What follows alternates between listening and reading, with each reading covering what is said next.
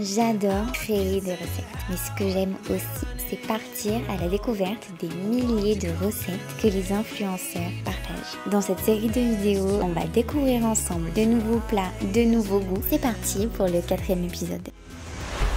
Coucou, bienvenue dans ce nouvel épisode de la série Je teste des recettes d'influenceurs et influenceuses. Yuki qui fait traîner ses jouets partout. On est parti pour tester du coup 4 nouvelles recettes d'influenceuses. J'ai trop hâte à chaque fois. Je suis vraiment surexcitée à l'idée de tester des nouvelles recettes, de manger, de surtout les goûter. Donc c'est parti, on commence maintenant avec la toute première influenceuse. Il s'agit de Maylove avec un 0. Maylove ou Mélodie est une influenceuse qui partage des recettes healthy et vegan sur YouTube, sur son site internet, mais aussi sur Instagram. Ce que j'adore vraiment, c'est sa bonne humeur, sa positivité. Aujourd'hui, je vais reproduire son roulé à la fraise. On fait ça tout de suite. Pour les roulés à la fraise, ça a été vraiment très facile, beaucoup plus facile que les brioches que j'ai l'habitude de faire, parce que en fait, on utilise de la levure chimique et pas de la levure boulangère.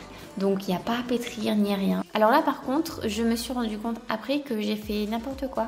Normalement, il ne faut pas autant l'étaler. Il faut faire un rectangle beaucoup moins large. Mais bon, c'est pas grave, hein, ça a très bien fonctionné aussi. C'est juste que c'est pas aussi beau que ce qu'elle fait. Et la pâte n'est pas aussi épaisse du coup que ce qu'elle devrait parce que je l'ai un peu trop étalée. Ensuite, on roule tout. On l'enduit d'un mélange de yaourt végétal et de sirop d'agave. Ça a caramélisé de partout. Il y avait vraiment une odeur dans la maison incroyable. Et voilà pour les 3 petits roulés à la fraise de Maylove. Bon, c'est pas aussi beau que ceux de Maylove, mais franchement ça sent trop bon. J'ai trop hâte de manger. Par contre, comme vous devez le savoir, j'ai commencé une sèche. Je vous ai déjà sorti 2 épisodes sur la chaîne, donc je peux pas manger tout ça. J'ai calculé les macros, d'ailleurs je vais vous les afficher pour une brioche sur 3. Et moi, pour que ce soit plus simple, je vais en manger la moitié d'une. Ça, je vais pouvoir goûter et vous dire ce que j'en pense tout de suite. Je vais vous montrer à la coupe. Ça sent trop bon. Le sucre, il a coulé de partout. C'est caramélisé dessous. Je pense que ça va être bon. C'est parti.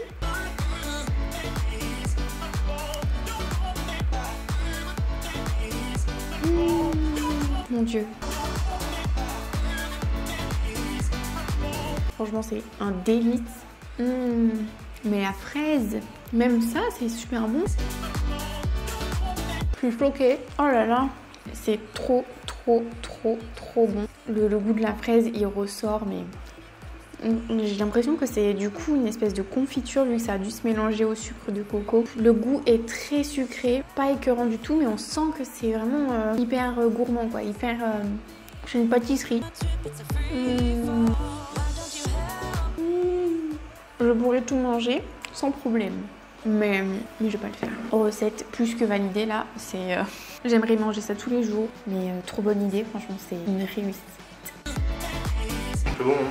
C'est trop bon, hein? Franchement, un délice. Cette recette était un délice. Vraiment, j'exagère pas. Franchement, c'était beaucoup plus healthy que ce qu'on achète en boulangerie où il y a du beurre, du sucre et tout ça. Là, pour quelque chose de beaucoup plus léger et puis hyper facile à faire, surtout chez nous, c'était délicieux. Je vous conseille vraiment d'essayer. Moi, ça m'a donné envie d'essayer toutes ces brioches, toutes. Donc, dès que j'ai le temps, je vais faire ça. On passe à la 2e influenceuse. Il s'agit de Chloé Ting. Je ne vous présente pas Chloé Ting que vous connaissez certainement avec tous ces challenges qui ont fait des millions de vues. Par contre, peut-être que vous ne vous êtes jamais trop attardé sur ses recettes. Elle partage plein de recettes healthy avec pas mal d'inspiration asiatique en plus pour celles qui, comme moi, sont fans. J'ai sélectionné une de ces recettes qui m'a fait de l'œil. Il s'agit du nori wrap. On va le faire tout de suite. Pour le nori wrap, vraiment hyper facile. J'ai fait une petite découpe au ciseau. Ensuite, j'ai placé mon riz sur un d'écart. J'ai mis un peu de graines de sésame, puis les concombres, le saumon frais et pour finir, l'avocat. Et ensuite, on plie en 4. Ça a été un petit peu compliqué de tout maintenir en pliant, mais j'y suis arrivée. Et voilà le petit sandwich ou nori wrap. C'est parti. Allez.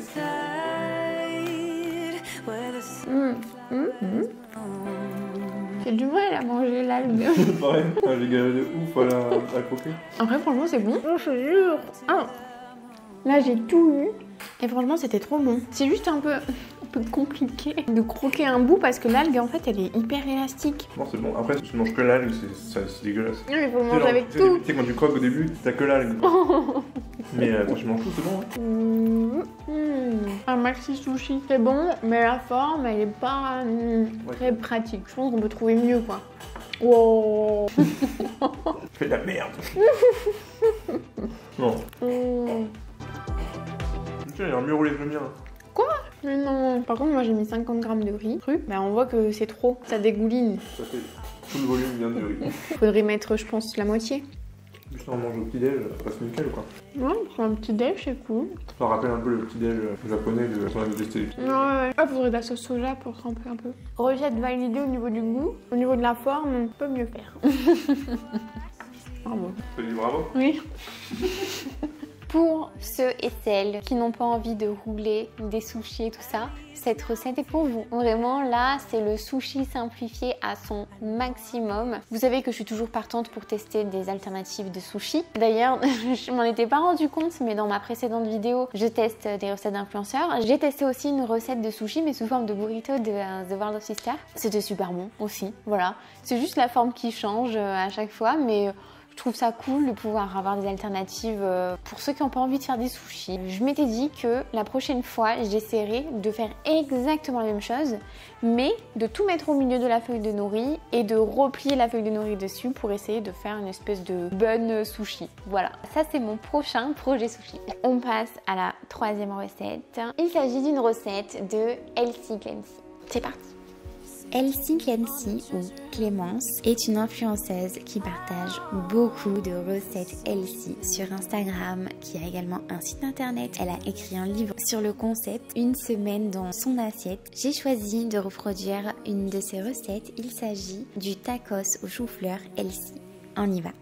Pour les tacos au chou-fleur, ça a été très facile. J'ai juste mixé du coup mon chou-fleur avec mes épices, la petite cuillère de farine. J'ai utilisé de la farine de riz pour faire en plus une version sans gluten, mon petit œuf et puis j'ai mélangé. Vraiment très simple. Ensuite j'ai réparti le tout sur une feuille en faisant un beau cercle. J'ai fait la même opération une deuxième fois pour me faire 2 tacos. Et voilà, pour la garniture, moi j'ai choisi de garnir avec du poulet, du poivron, de l'avocat, de la coriandre et c'est tout. On goûte.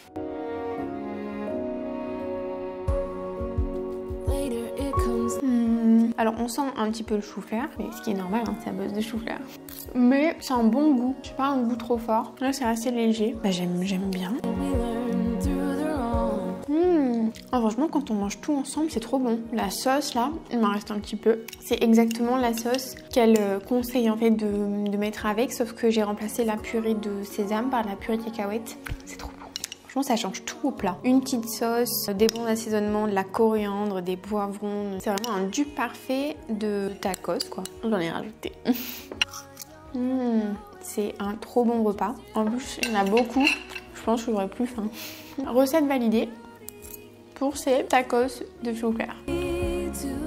Pour ceux et celles qui ont adoré la pizza base chou-fleur, foncez. Franchement, c'est hyper bon. Je suis vraiment contente de l'avoir testé parce que bah, c'était très bon et je me dis ça va m'être très utile pendant ma sèche si à un moment donné j'ai envie de me faire des petits trucs comme ça mais que ben, j'ai diminué les glucides. Je suis vraiment contente d'avoir essayé cette recette. Elsie Clancy, c'est vraiment une influenceuse sur Instagram que j'adore suivre au niveau des recettes. En plus, elle est super sympa. Et la sauce, révélation, une sauce comme ça, c'est juste trop bon. Donc voilà. On finit avec la 4e recette. Il s'agit d'une recette de My Better Self. My Better Self, ou Louise, on la connaît en tant que femme engagée, mais elle partage aussi pas mal de recettes assez gourmandes. Et j'ai voulu tester l'une de ses recettes où elle revisite les doo-wop, une recette de notre enfance, mais version Elsie. C'est parti. Donc pour faire les doo-wop de My Better Self, j'ai commencé par réhydrater la levure comme elle préconisait avec du lait d'amande tiède. J'ai laissé de côté et puis j'ai continué la recette suivant ses instructions. La petite astuce de diviser le jaune d'œuf en 2 pour pouvoir en garder pour dorer. J'ai trouvé ça hyper pratique et économique, donc je retiens. Ensuite, j'ai bien pétri la pâte. Elle était assez collante par rapport à ce que j'ai l'habitude de faire. Mais j'ai laissé poser tranquillement et ça a vraiment bien levé. Alors moi, au lieu de faire 2 gros doigts, j'ai voulu faire 4 petits par rapport au macro. Donc j'ai tout divisé par 4 et en fait, j'ai laissé poser avant d'enfourner au moins 20 minutes et ils sont devenus tous les 4 énormes. Donc c'est une étape qu'il faut vraiment pas oublier et elle n'en parle pas, donc voilà, je vous le dis là.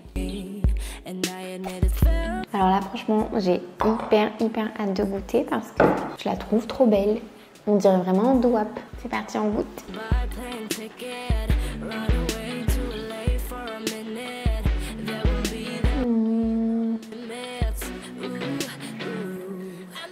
Je vous montre déjà la texture parce que elle est assez incroyable.